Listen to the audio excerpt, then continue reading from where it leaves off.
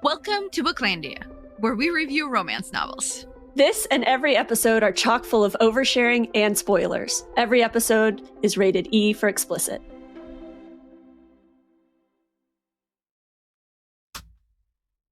All right. Oh my God. We're backwards. We started? We have started. I heard nothing and no one.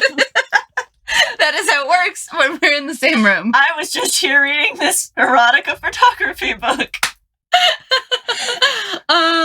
Excellent. I just realized that I need to do some clicking while we talk, so Okay. just I just have a really... So while you click, I have a really quick question. This photograph has a fully dressed woman holding a palm branch with a very tall ponytail. Okay. This is not erotic to me. Okay, well... There's no nipples. There's no vaginas. There's no butts. Wow. You have a different definition of erotica than this person with the palm fronds. Palm fronds. I guess... is there, like, metaphorical erotica? Yeah, I mean, some people really like the descriptions. I guess also this might be in the fetish section, so it is right after woman with back on pumpkin. Their nipple, I'll cover the nipples part for RPG viewers. So maybe some people are into, like, really tall ponytails? Okay, I'm so sorry. Are you done clicking? I'm absolutely done clicking. Hello, and Hi. re-welcome to Booklandia, Holy Mother of Dragons. We're in the same room. We're in the same room, and that might be detrimental to this podcast. This will either be the best or the worst episode we've ever done. Welcome. Whenever late night show hosts interview their friends, it's always the worst. So, set yourself up for those expectations, and hopefully it's better than that. So for those of you who couldn't see the erotica book, just come look at us in the recording, the video recording. It's Pro Lighting Erotica by Rotovision.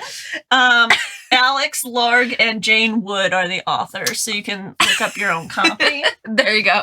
Shout out to all of that. To erotica photographers. Yes. You do somebody's work. Yeah. Not the Lord's. It's not the Lord's work. Hey, you don't know. There might be the Lord of Photography. You're doing Aphrodite's work. There you go. Today we are together in the same room. This is the weirdest one. Because we just watched The Hating Game, the movie. And we have read The Hating Game, the book by Sally Thorne. And so we're gonna talk about the both. And here is, so I pulled the original cover of the book for us to look at first. Yes, because now there's a movie. There's a movie version of the book. It's okay. Yes, the cover covers your face. It's okay. There we go. We can lean. Oh, you match. I do a little bit. So the outfit. I must totally be a Lucy. There you go. In this. So teal blue background, white lettering. The Hating Game. Lucy is wearing a white dress. A yellow dress because I'm wearing a yellow shirt. And not Justin, not Jonathan. What Templeman? Josh. His name is Josh. I remember Templeman. Excellent. JT. Ugh. And JTT. Let's never call him that. All right. Again, is also there. And it's, cartooned. It's a cartoon cover. Yes. It was really popular to have a cartoon cover when it came out. I just realized. Still is, kind of. It still is. There's actually two different versions of the cartoon cover that have the same people on it with the same outfits, but like two different. I wonder if it's like the UK version. It is very possible. Very possible. The thing that I just realized I don't know off the top of my head.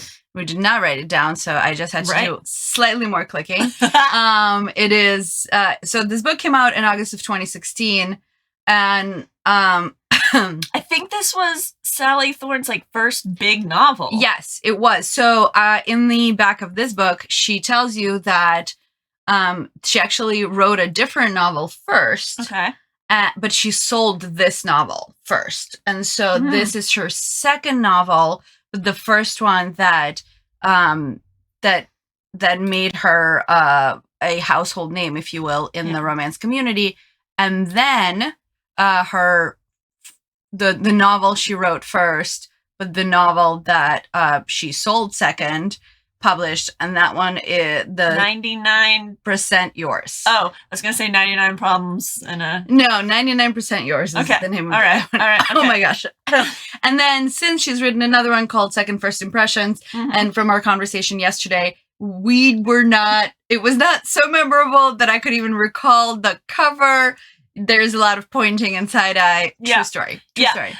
She kept saying that it was a yellow cover. Not a yellow cover. Not a yellow cover. No. It definitely has a turtle on it, so you got that part right. And I did get some of the plot of that book. Yes, right? You just had like genders and main characters. But, yeah. I haven't read it, so but, there you go. But one of our other book club members had. Yeah. So today we just watched the movie. We are fresh off the roll credits for that. So we're gonna talk about both. I guess it's also worth noting I finished The Hating Game for the first time yesterday, and you read it years ago. Are we years ago? Yes. Okay. Yes. So I'm really close on the book to movie comparison, and so you have a little bit more distance. I have a little bit more distance. However, I like this book very much, and I keep pushing it on our book club for everyone to read, because it is one of those books where I can recall a lot of the smaller details over time, which to me is a sign of a good book. Yeah. For me, my overall impression of this book, and I said it to our book club as well, is that this book, The Hating Game, made me like Enemies to Lovers and made me like A Slow Burn. And if you've listened to any of our minisodes, I hate both of those things. And so I'm in this like weird netherworld of like, are other slow burn books good? Are other Enemies to Lovers books good? Could this possibly happen? Or is this like is this book on the altar of both of those? To me, this is one of the best Enemies to Lovers that I have read. Yeah. There are very few others that come this close. So before we get too far, you should try and cobble together a 30-second what this book is about without... neither one of us wrote a thing. No, we're going to improv this whole thing, everybody. Okay, let's see if we can manage this. Okay. Okay, here's your 30 seconds. You will not hear the ticking. Oh. You have to just watch the screen for the numbers. Okay, here we go. All right, here we are. Okay. All right. Okay, so Josh and Lucy work together in a publishing company, and they are both the assistants for the co-CEOs of these rival companies that had to merge together to stay afloat. And Josh didn't smile at Lucy on her first day, so they immediately became enemies because that's how that works. What else? It turns out that he's just awkward and secretly in love with her, and she doesn't... She falls for him and then thinks that he's playing a trick. And basically the book turns from enemies to lovers to lovers to lovers, and then back to enemies to lovers. A black moment has to happen. Because a black moment has to happen, and she overhears something and she overhears something and makes a snap judgment based on what she overhears, and then the next 20% of the book, the last 20% of the book, are all entirely based on that decision, and adults don't enter into the conversation for 20% of that book. Yes, correct. Because they behave like absolute dumb children. Yes, I think it's also worth mentioning that they end up competing for the same job. Yes, that's really meaningful. Yes, they're in the running for the same job. So, and then they strike a deal that whichever one of them doesn't get the job has to quit. Yeah. And in the book, you know a lot more about the fact that neither one of them can lose the job. Like, the stakes are really high for both of them. Yeah. The movie did not make that seem as self-evident for me. Yes, I would concur. Lucy wants the job because she's competitive, but also she has no money and she needs the raise, right?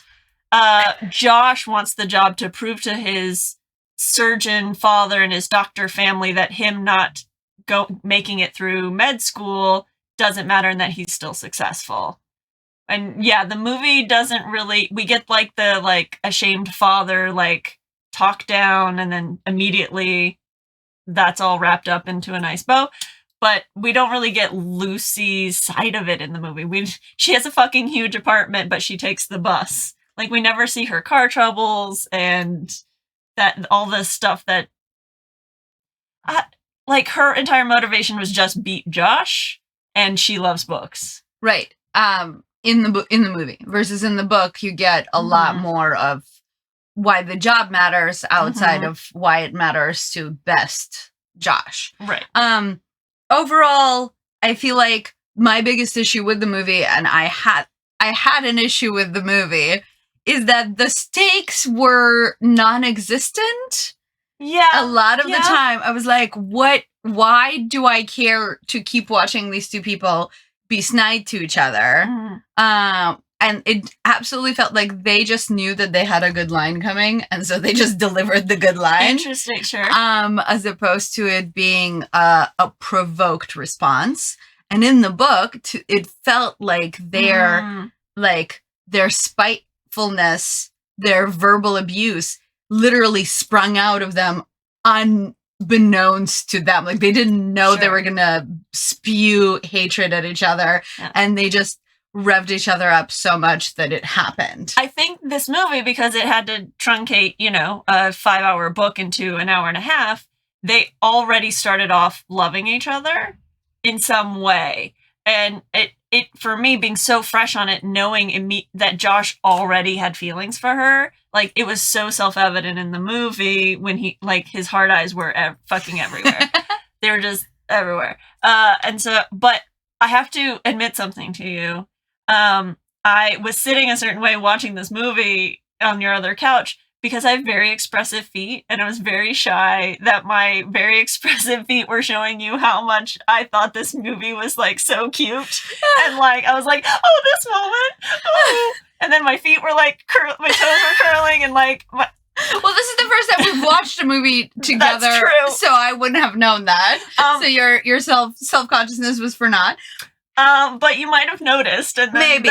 There's no judgment. If you like the movie more than me, that's absolutely fine. I think that it had some really cute moments. And actually, the secondary characters, some of the secondary characters, had some excellent life. They were more fleshed out than in the book. Yes. Like, Danny had, I think, more quirkiness than I kind of loved it. And there's, like, some really great comedic timing for that. But the two of them...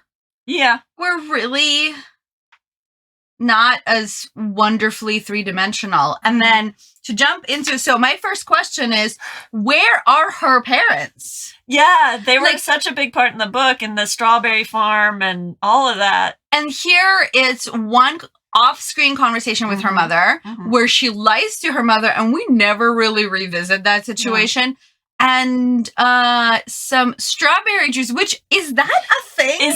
I don't think that's a thing.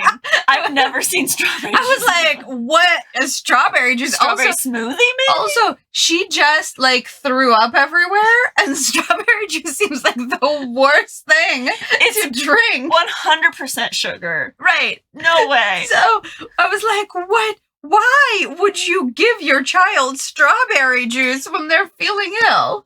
They lived on a strawberry farm. No, gathered that. That's all they had. I'm very sure they could trade some strawberries for lemons. Lemons would be a lot better. That reminds me, also in this movie, there's, like, a voiceover that says, like, oh no, she tells him, I will peel you like a lemon. Who peels lemons? Who peels lemons? Murderers? People who can't figure out why they're so angry with each other. I will peel a lemon. This is so frustrating.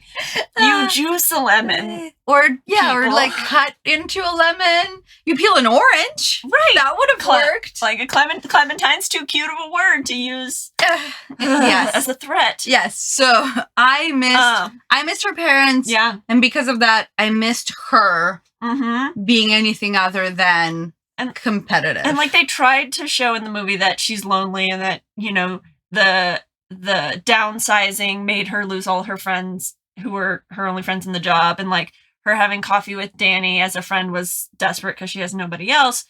But like that is far more evident in all of the voice chat she has with her parents, because they're really the only people she talks to outside of work. So I agree with you. I missed them a lot.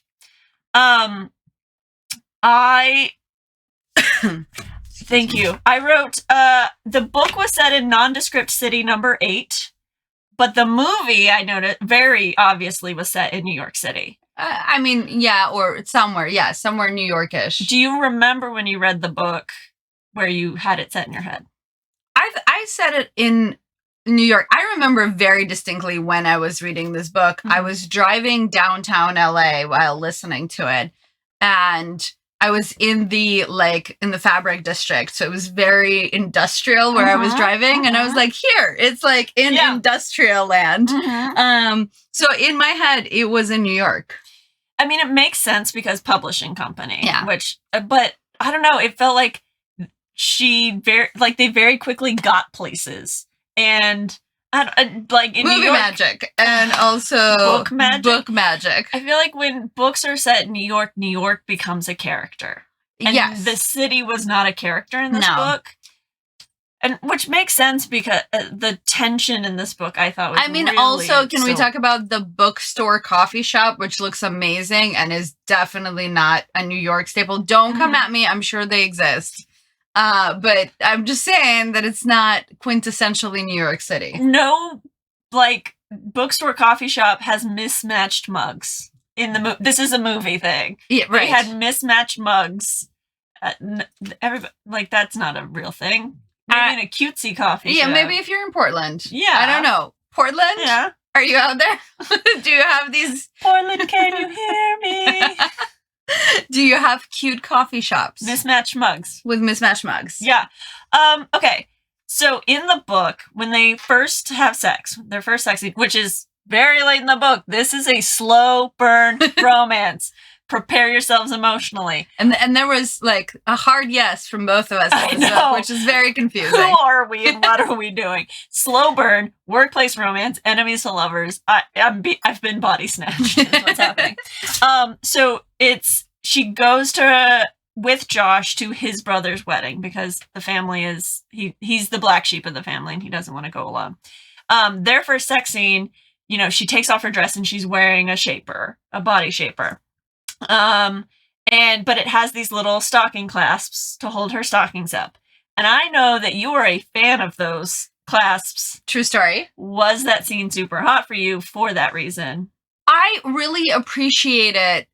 Yes. The answer is yes. I really appreciated that, we don't really talk about people wearing body shapers as a totally normal undergarment. Like, whenever someone undresses from a fancy party into a sex scene, it's always like, and then it's like super lacy see-through underwear. No, people. No. That's not what you're wearing under a fancy dress. No. You're wearing a full body shaper so that the curves mold the way that you want them to mold and you don't get weird panty lines. Yeah. That's what you're actually wearing. Jasmine Guillory, in her latest book, While We Were Dating, she wears a body shaper under her dress, and it's actually part of the sex scene that they like remove the body shaper and talk about why she put the body shaper on instead of sexy underpants. Right. So I'm a tiny human person. Like, I will turn sideways and disappear from this camera frame. And I wore a body shaper under my wedding dress. Yeah, because it does the things to make the dress not right up, not twist. As a costume person, I am telling you, body shapers are sexy because they do the job they're designed to do. Just buy the appropriate size. Don't do the Bridget Jones thing where it rolls up Yeah. and then you're a comedy skit, which is also great, but not at the same time. Yeah. But yes, it's great. Also in the book, what she's wearing, not just in that scene, but in every scene, is kind of really meaningful.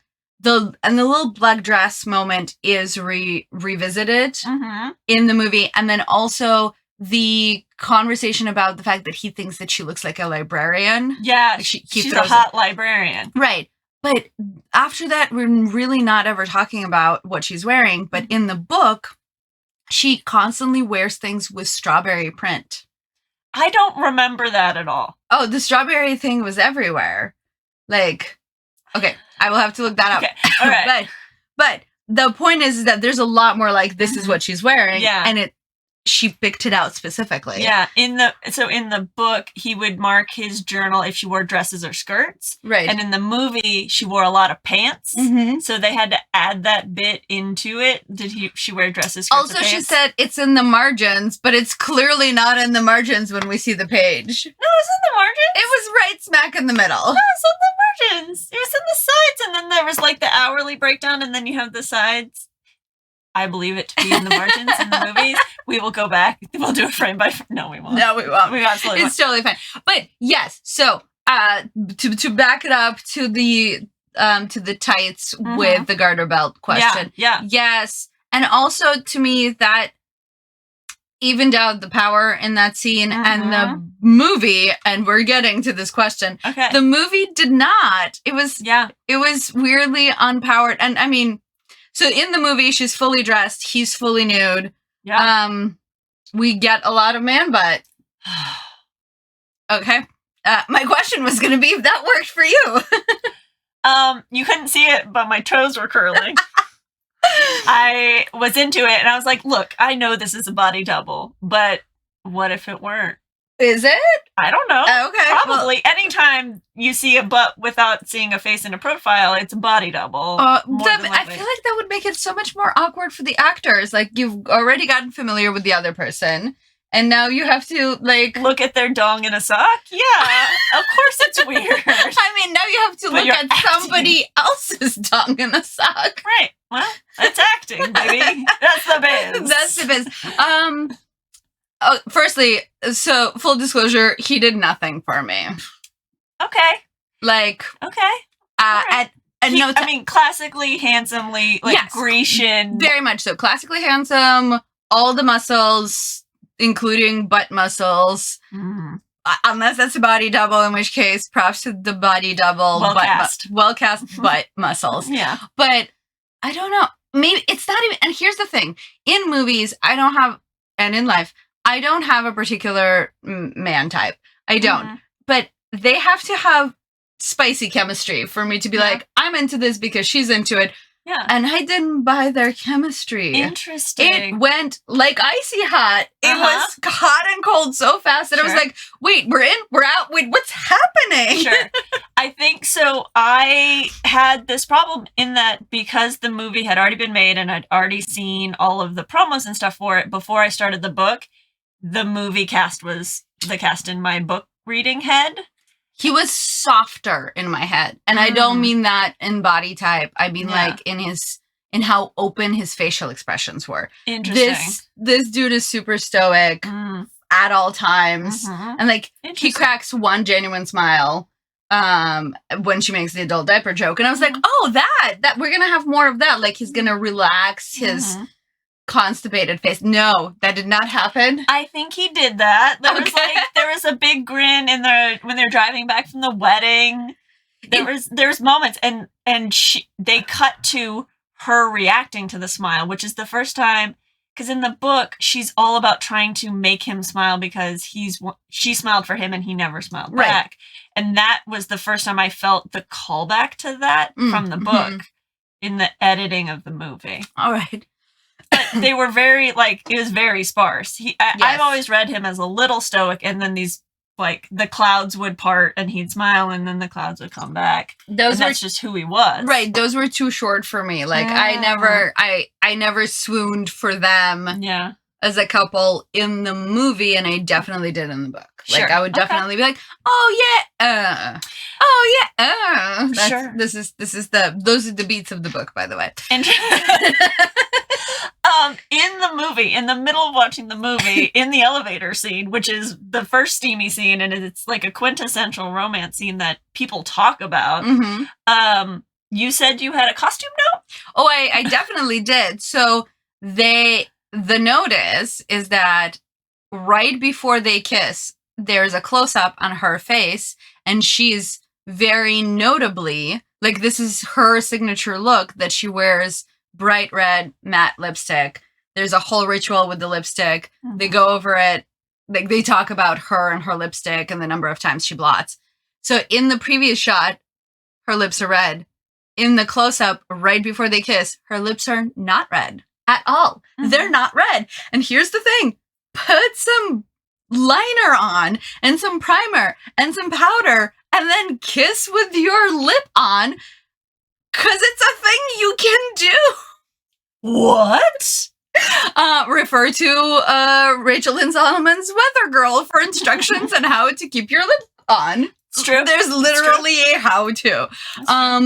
Yeah, and so it took me out of the moment, but the thing that's indicative here isn't that it took me out of the moment, but the fact that I wasn't into the moment enough to be like, yeah, she's not wearing lipstick. Yeah. And I'm looking at that now. Yeah. But also in the sex scene in the movie, we noticed she wasn't wearing lipstick either, which makes me think if it was an actor thing. It's possible that maybe he has a lipstick allergy.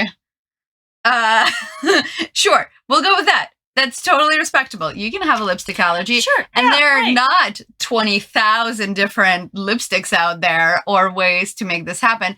But the sex scene starts with her putting on lipstick and then him making a comment about her putting on lipstick, and then she's not wearing lipstick. I was really bothered by this. I really was. Twice. No, it's definitely a worthy continuity error. Yes. Okay, so this question we've sort of already talked about. Okay. But I didn't feel a lot of tension between them. Mm-hmm. And I feel like, and I am not trying to throw shade, but it's going to come off that way. I feel like some of that had to do with sound design. That the music was so abruptly either in or out that it did not help me lean into their emotions.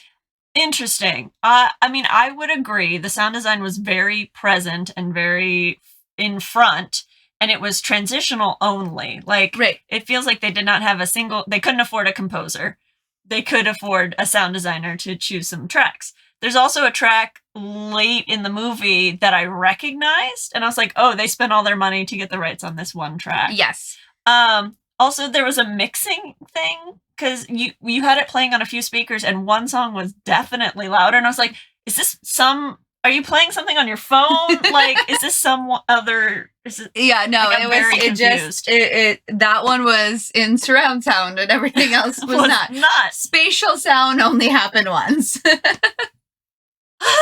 So, yeah. I saw them trying to do a thing, because there's a moment when she's standing out in the snow, looking out at the snow, and it was a very quiet moment, and I was like, oh, this is like a sound design moment where you take it all away. And then I was like, okay, they did the thing, and then the scene was already over. And I was like, it was just like, here's the sound of zoom. Yes, they. So, I feel like that didn't quite work for me. Also, when he tells her, he's like, I'm going to prove to you that I've loved you all this time. Mm-hmm. And this is also in the book, but yeah. When he's like, look at my wall, look at your eyes. And I was like, stalker vibes. Stalker vibes. Oh, it's cute. It's cute in the book. I think it is cute. I agree. It's cuter in the book, but in the movie, I was like, if you put a little, like, tense music under this, we would be looking for the freezer. They next. do often refer to each other about their serial killer. That is like, true. Horny eyes. What the book does is he wears a shirt in the color of her eyes in his rotation. Yes. And so, like, there's a third element. Like Yes. 3 is not creepy. Right, right. Somehow 3 is not creepy. Funny. Yeah. I had a thought about another question and I have since forgotten. Okay, it's going very well over here. I should have written it down. I brought my pencil, my sparkly pencil and everything. All right, so I'm just gonna blow through my questions and then we're gonna let you run wild. Woo! Girls Run Wild. Nope. Nope, not on this podcast. Not here. Also, it is an audio podcast, so run or not, they will not see you do it. Excellent. They'll never just in know. case you needed a clarification of what a podcast is. the erotic lighting book, not useful for podcasting. I'm sorry, everybody. Okay, so this is a book comment. Okay. And this is follow through in the movie. From the black moment on, I literally yelled at the book because I was like, why are you being such children? All they had to do to disperse the misunderstanding, which is literally what it was, between the two of them, is for her to be like, hey, I heard you say this to your boss, but we've now not only had sex, but confessed our feelings to each other. So I'm going to assume that as an adult, something is going on and I would like clarity on it. That's all she had to do. Maybe not that clunky. Like maybe she could have written it better. That clunky. Whatever. She doesn't do that. They don't even have a fight about it. She just like ghosts him. Yeah. She ghosts him on assumptions. And then he has to pull a grand gesture. Oh, you hate those. And I do very much. To be like, yay, all of this was a ruse. In the movie, they make it her boss's fault. Yes. The boss confesses, like, we had to keep it all a secret so that you would be motivated in your interview. Which, by the way, is so gaslighty, it's not even funny. So you can't actually do the job unless this man spurs you enough so you can do the job. But we're going to give you the job anyways. And I was just like, none of that is good. Yeah, I was like, it really bummed me out. Yeah. That's the justification they chose. Yeah, I was like, but she does not need the man. Yeah, but she does in your version. Okay. Look, in the book, she needed his sofa. She had to be on his sofa. Like, there's just a little bit of like, what am I, who am I without the competition and the work, like that worry there was always constant, and we never got we get a little bit in the movie of like everyone succeeding but still against each other. Yes. That they still have their like healthy, unhealthy work-hate relationship. But I feel like in the book, when she does the presentation, like all of that goes without a hitch, and he is in no way next to it, right? Like she preps it without him, she delivers it without him, like when she ghosts him kind of a thing. So that felt, and there's like a montage, there are quite a few montages in this movie. There's a montage, there's a weird montage, there's a train montage that's in 3 panes. There's maybe that's how they explain how fast everyone travels. And then there's a slow-mo walking montage, which like all the B-roll was very weird. So we're like very obviously a like slowly falling like snow scene, and it's just snow on a black background. We're like, oh, are they having sex right now? Is this the cutaway to sex? Oh, and then yes, the answer was yes. The answer was yes. The answer was yes. I also didn't. So in the book, the paintball scene is really pivotal. Yeah, and it skated by really unnoticeable. In the book, she takes a lot of shots before he jumps in front of her and takes a lot of shots. And in the movie, she took 3. And then 3 shots. And then she's just like, and then she's bruised and bloodied from it, which is accurate to the book. But then he has no consequences. Whatsoever. So he defies gravity, I guess. He is the Black Widow of this movie. In case you haven't seen Black Widow, there is some there's some like Black Widow versus being harmed that is very unrealistic.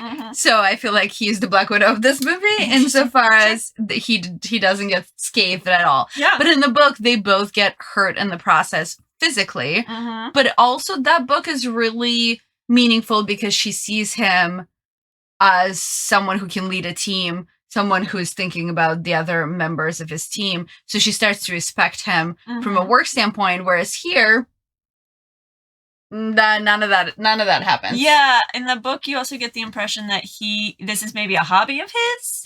Right, that, yeah, he's very comfortable in this environment. And he tries to, like, really get people into thinking outside of their comfort zone and pushing people into teams that he knows would work well. So you see how he's not just the guy who gets coffee for the CEO. And so I feel like I gain respect for him in a work environment in the book, whereas here the scene is really short and is really just the vehicle to get her to vomit on him. Yeah, the entire time I was like, oh, the costume department was like, we can't put people in full paintball gear because we never tell which character is which because we don't know all these secondary characters and at all. And one of the characters is wearing a white coat to a paintball game. Yep. Yes. And so half the scene, they have their helmets up, and I'm like, you would never do this. You would never have your helmet up or you'd get paintball in your eye. But they had to because, like, theater magic. And I was just, like, that took me out. Like, who are these people shooting? Who's shooting who? I can't keep track. Who's wearing a beige jacket? There were two characters wearing a beige jacket. Yes. Like, that's just... Yes, and we didn't spend enough time with them out of helmet to be like, this beige jacket is this person and this beige jacket. And then, she was one of them, but then the other character started running and I was like, where is she going? And I was like, oh, wait, that's the other person doing a thing. Yeah. Not her. No. So, did not enjoy the paintball scene as much. Yeah. Also, on the entirety of her sickness. Sorry, this is just me dumping on all of the departments in this movie. My bad. Why is she not sweaty? How does your mouse work? You gotta click on it. Oh, where is it? Okay, there it is. Yeah, that's the one I wanted. Okay, great. No, not that one. Why is she not sweating? Why is she not sweating? Why is she not pale? Like, she never sweat. She never sweats. Again, like an actor thing. Do not put glycerin on me. I am allergic to glycerin. I would never. I would never sweat. But the point is that she has and do not get me talking about her fever, but she has an unreasonably high fever. Oh, yeah. And she's not pale, she's not sweaty, and she's forming really coherent sentences. And her hair looked great. Right? Excellent wet, like excellent hair that is smooth and not at all matted or dirty or gross or bird's nesty. None of that. And I just needed some of that because in the book, she is so distraught when she is coherent that this is what she looks like and that he's taking care of her and that she always wanted to look perfect for him. And when he becomes emotionally vulnerable, that's his like payback for seeing her in a vulnerable state. And that worked as a give and take for me. In this, it was like he had to change shirts and she had an adorable Sleeposaurus t-shirt on. Big fucking whoop. Oh no, she's a nerd. Oh, she also left her presentation notes out and he saw those. And how dare he know what her PowerPoints that she wrote out by hand will look like? She drew with like markers. Okay, sorry. I feel like I just made fun of people who do that, and I am a visual learner myself, and I will draw things out, but maybe not my PowerPoint slides. No, I just built those straight in PowerPoint. I know. just go right into it. You don't need to sketch those out. It's not a storyboard. So I have a bit of a critique about the book. Okay. Firstly, so mention that it's a slow burn. Yes. Which means there's one sex scene and it's at the end. there's like a lot of like kissing and like the tension building in the book was fucking great. Yes. It was the best part of the book is the tension. But whenever we got to like a kissing scene or a groping scene, it was always like, I could feel the heat through my clothes and he would skate his hand along my ribs. And it was just like the touching part, like the skin to skin, the hand to not erogenous zones part. I mean, it is akin to like they brush hands and electricity shoots through your fingers kind of writing. Yes, there was a lot of that. And like it felt like a lot of repeatable phrases copy pasted into each of these moments. Oh, okay. And I was just like, I'm very interested in reading another Sally Thorne to see if this is just that book or if this is her tone. Okay. So does that mean that you have not like touched the same piece of paper with someone and electricity shot up your arm? I think I've had those moments early in my relationships. Okay, yeah. And it's, I think it's meaningful, but it's not something that continues to happen for me. And I know for other people it is a thing that can continue to happen. So I know what those moments are like, but it was always like, he was always just like tossing her around. That's too, true. She's little, he's big. The movie makes that really self-evident, by the way. They are very dissimilarly sized. Mm-hmm. And there's at least one very ridiculous hug. There is a lot of wide shots. There's just to prove just to include the two of them in the same scene. Yeah. And so like it's a lot of like he picked me up by my rib cage and placed me on the thing, and like I just was like, I understand what you're doing, but can we do different? Do different. Do different. This is also to acknowledge, and this is broader than Sally Thorne, but a lot of romance relies on the assumption that sexual tension is physical. Yeah, but she, like, the book had so much sexual tension when they were staring at each other. Right. And glaring at each other and, like, spitballing, like, barbs back and forth across their office. I thought the book also did interesting things. Like, their entire office is reflective. And so even when they weren't looking at each other, they were still seeing each other's reflection and reactions and, like, places on each other's bodies they shouldn't be seeing under desks and short skirts, and she would put her lipstick on in the reflection on the wall. Yes. And I missed that in the movie for sure. Yeah, they did that in the elevator because they did the play with the mirror in the elevator. Mm-hmm. And they did it once with the lipstick, but yeah, you're right. Like there was a lot more of it. So this book does a really great thing before they do the touching and the electricity in the fingers, and it is that the tension is verbal and it's great. But it just struck me that so much of romance is like, and then they touched and then they got wet. Yeah. And that isn't how it necessarily works for everyone. I mean, props to those people for whom that is how it works. Right. Great. Right. But also that isn't everybody's bag. I mean, in this book, he threatened that when he gets the job, he's going to work her so fucking hard. And that caused her to have a wet dream about him. Right. So, it's even worse than when they just brush hands and we're immediately wet. He just said it and she was like, he said, fucking, we're done. Yeah. I need a moment. Right. I need that bathroom break. Yeah. So it is a thing, and I wonder if it's a thing for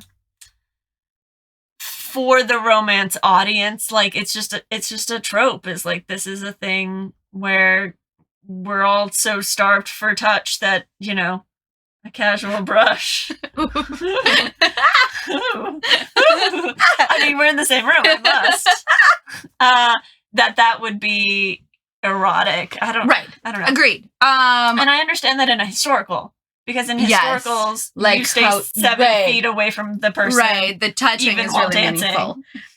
True story. You got to do 2 arms lengths. 2 arms lengths. Okay. I want to talk more about tropes. I also want to take a break. So we're going to take a quick break. Okay. And when we come back, we're going to talk about the most compelling moment. Yep. Whether this book made us want to get naked. Yep. Maybe whether this book / movie made us want to get naked. That's going to get awkward because we're still in the same room. and maybe we'll talk about some tropes because this book is trope full. But also break some things. Let's do it. Let's do it. Let's take a break. We're going to take an intermission. When we come back, we will discuss our favorite moments from the book and if this book made us want to get naked.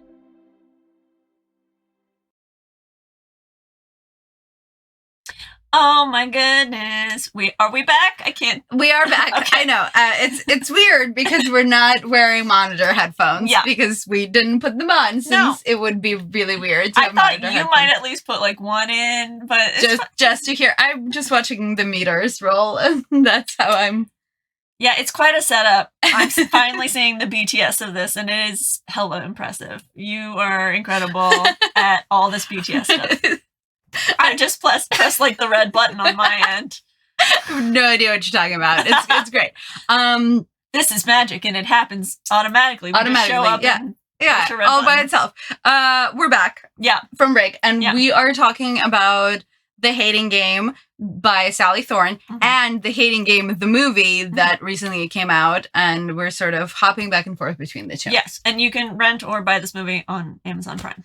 Oh yeah, or probably Redbox. Maybe. I don't know. Don't quote us on that. We watched it on Amazon. Amazon. Amazon, come at us, but in the good way. Pay us for this blurb. Yeah, exactly. So, okay. Compelling moment in the... okay, let's do compelling moment in the book / compelling moment in the movie, and are they the same for you? Compelling moment in the book was their banter. I think, like I mentioned, the tension, the sexual tension of the slow burn part of that was the hottest slow burn I've ever read. It converted me to the possibility that slow burns aren't the worst trope in the world. Because there was so much wanting and hating. Like it was that in the movie.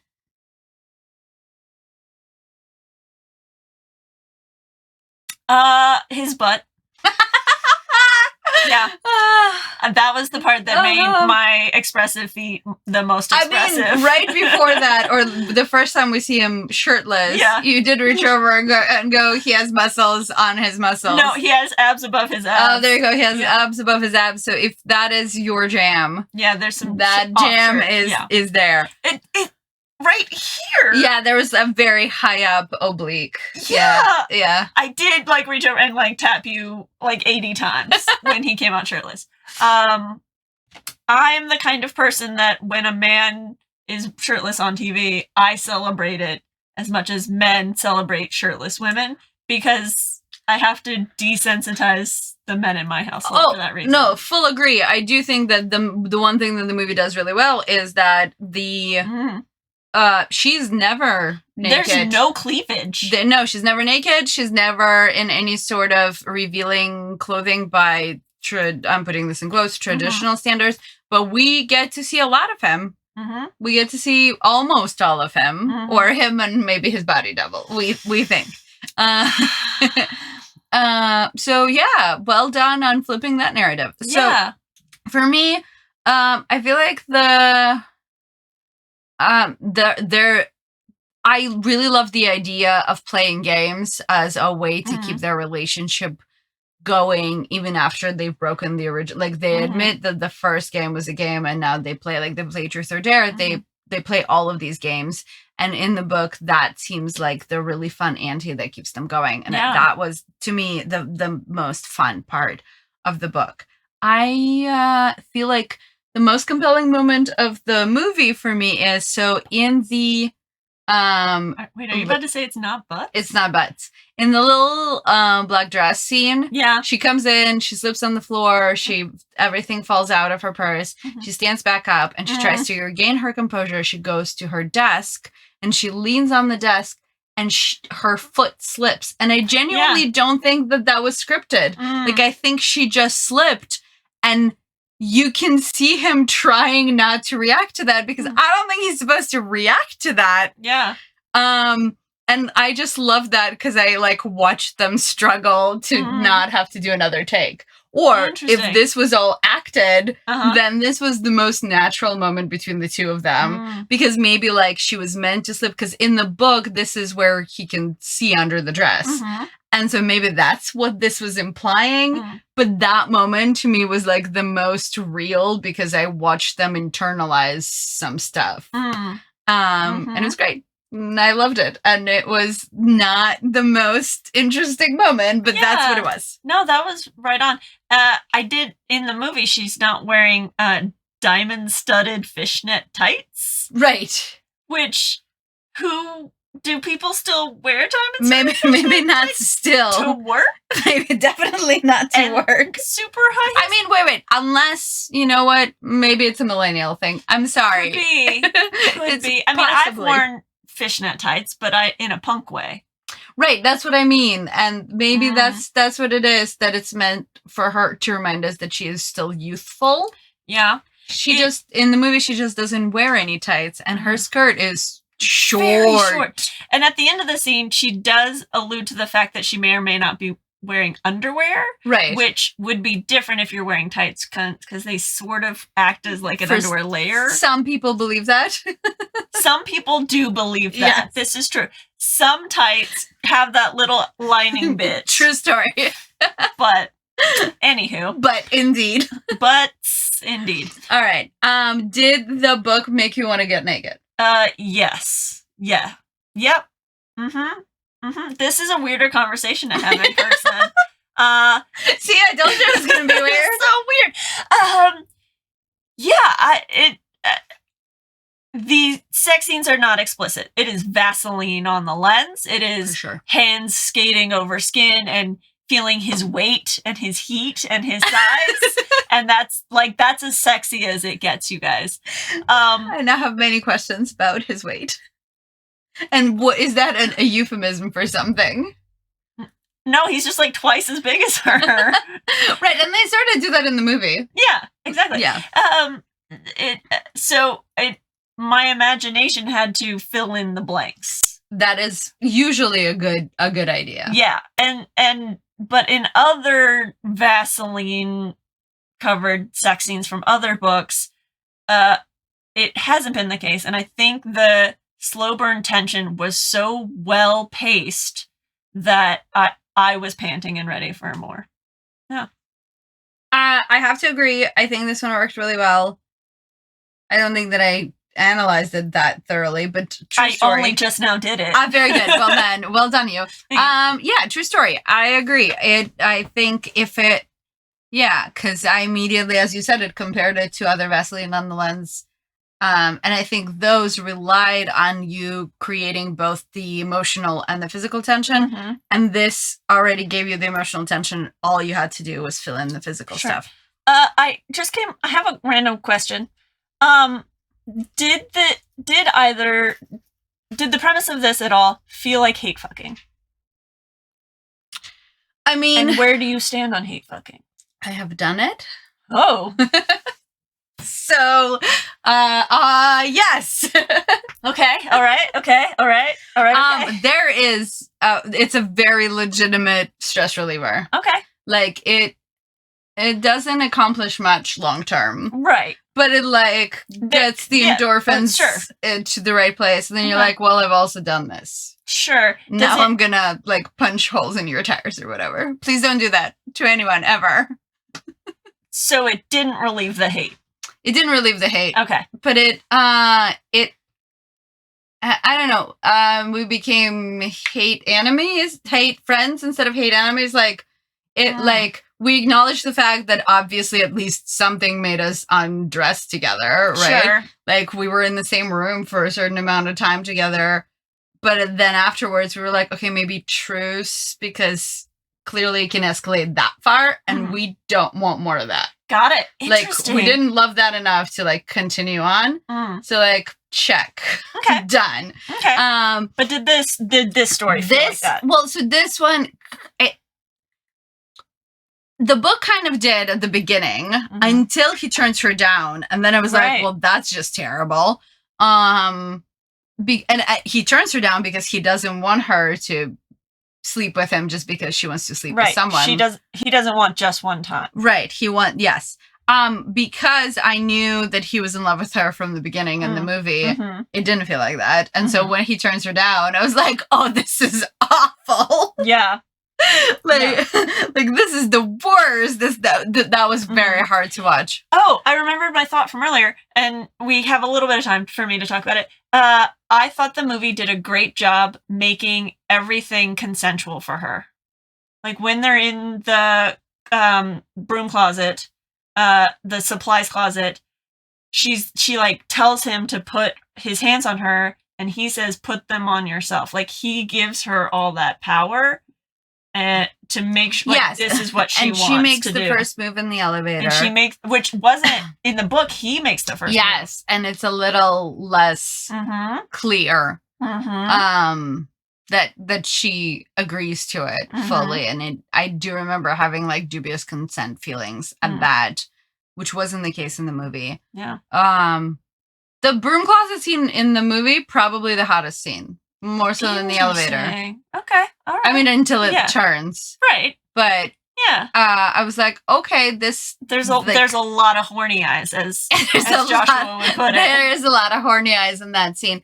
The elevator is interestingly shot. I don't know. I feel like the camera style, the editing styles kept changing, and whatever was happening in the closet worked for me, and whatever's happening in the elevator, though similar, didn't work for me. I don't know. It's like the camera was below them, so we got a lot of thigh in the shot, which is fine.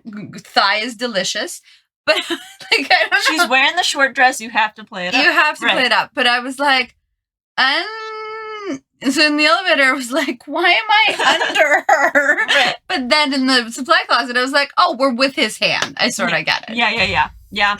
And his hand was humongous. By comparison to the very lovely but really small. It's moments like these where I know I'm heterosexual. And I'm just like, big hands. Okay. All right. Great. Excellent.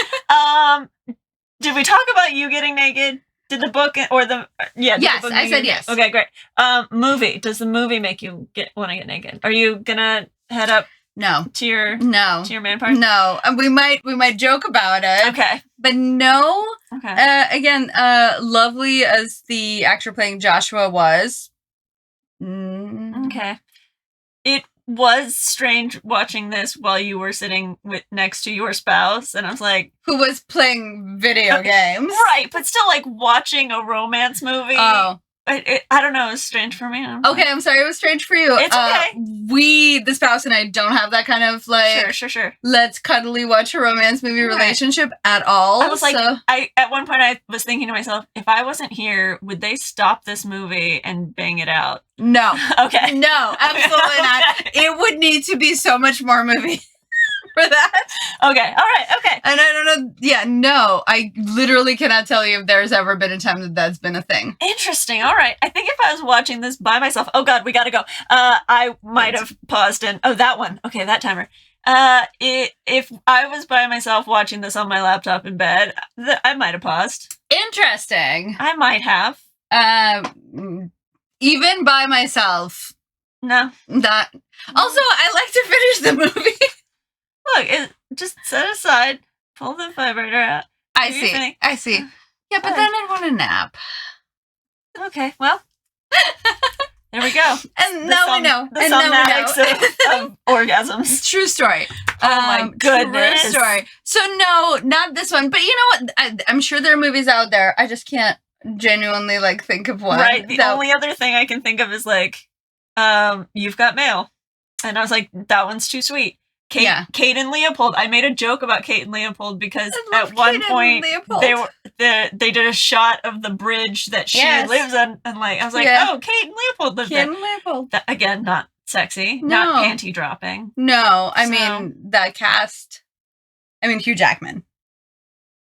Really, Hugh Jackman? Yes. No, okay. See, we have very different types. Nah. I mean, Wolverine, maybe.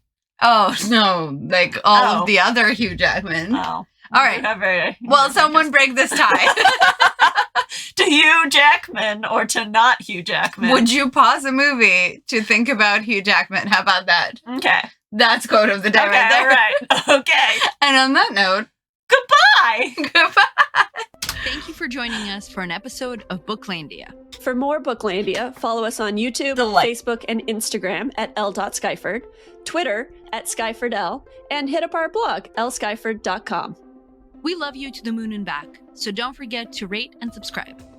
Our eternal thanks for the audio editing and support provided by Finnegan Murphy, who you can find on Twitter at Finnegan1, that's FIONNEGAN, numeral 1, and sometimes Sky herself.